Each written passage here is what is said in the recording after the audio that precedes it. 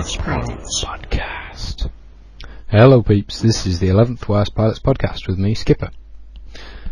Moving straight in, mod releases this week are Jar Mattis released his 1/9/4 pack, which was made by Shergiel, which has been flamed by Iceman and many other members for some reason, maybe more from him later.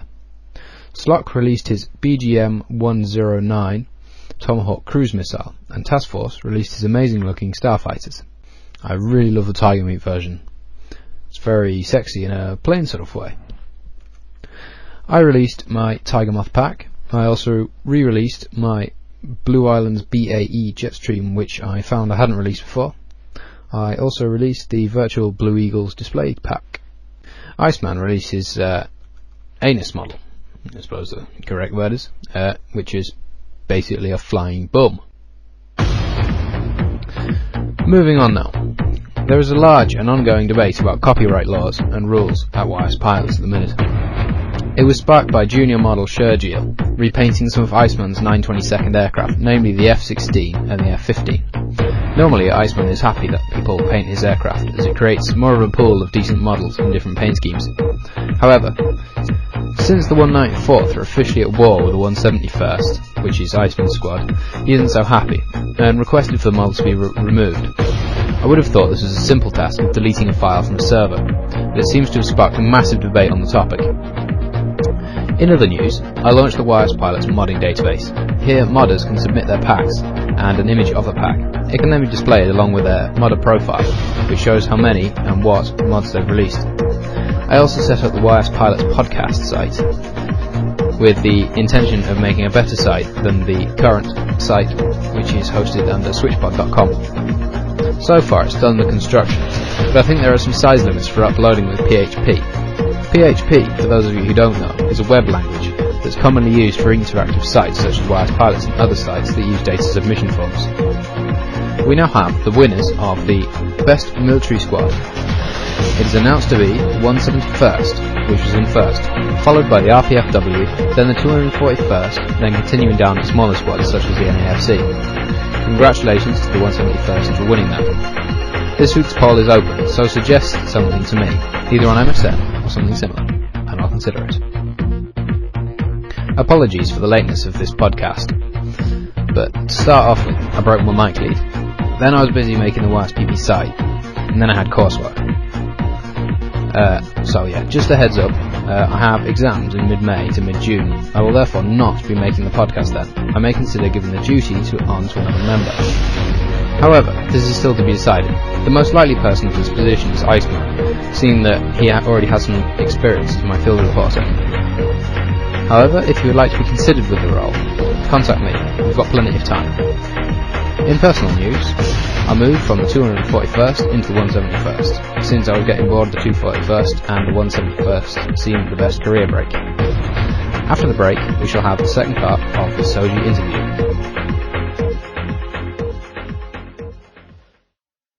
Hello everyone, this is MH3W speaking.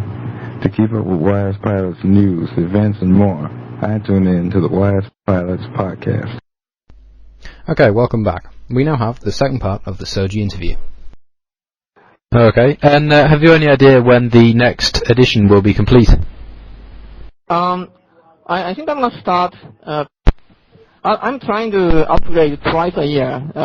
But this year I'm hoping I can release the new version after April, maybe in September or October. Okay, and what do you think of all the different communities that have sprung up around the globe based on your simulator? Oh, actually, I never imagined that my program is used in community.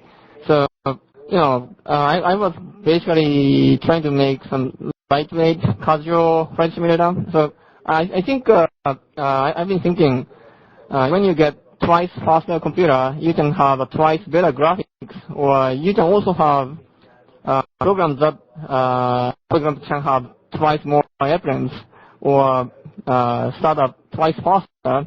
So I was sort of thinking making a flight simulator that can that you can use more casual situation.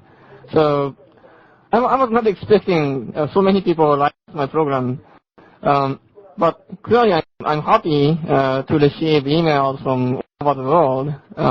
So it's grown more than I expected. Right. And are you a member of any of these communities? Yeah, but I'm not using Captain YS name. If I do that, probably many get thanks. Right. But basically, I'm just yeah, I'm just looking at the messages so that I can get some feedback from people. So I usually don't speak by myself. Okay. I've got some questions here from other YSPilots.com members. One member, called Falconvoot, said, are you thinking of adding any more realistic features to YSFlight, like chaff or other decoys? In terms of graph Well, yeah, and chaff and other sort of mechanisms for that sort of thing. mechanisms, sure.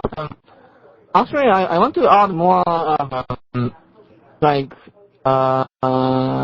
if you call the answers, you see them with a lot of tricks, right? So I want to add those features, and of course, chaff and flares, and different type of weapons. But the difficulty is, if I make it expandable by text file, make a mechanism that users cannot cheat in the network play.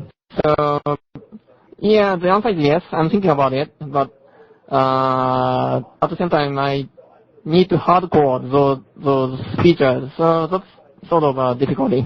Right. One member of an aerobatic squad asked if you were considering adding coloured smoke to any of the releases. Oh, yes. That's one of the things I always in a to-do list, and I forgetting about implementing it. Actually, sorry about that. I'm trying to do that. So, actually, I can do that for the next one. It's not a difficult modification. Okay, and someone called Matt asked whether there could be an area, like a rectangular region or something, where an aircraft could be refueled and reloaded. Refueling and reloading. Actually, there's one problem in reloading. Actually, I didn't think about that possibility, and that my flight record data structure is not designed for that. So my flight record is assuming my code for flight recording is assuming that the fuel and ammunition are always decreasing. So I need to modify that. Yeah, maybe in the future I'm gonna do that, but sort of I was postponing it. Thank you very much to Soji again for that interview. There'll be no YSP story this week, as no one made it. So that looks like the end of it. It's your own fault, I did warn you, but no, you never listened, do you? So, we're out of material, and therefore, this is the end of the 11th podcast. See you next week for the 12th. Out.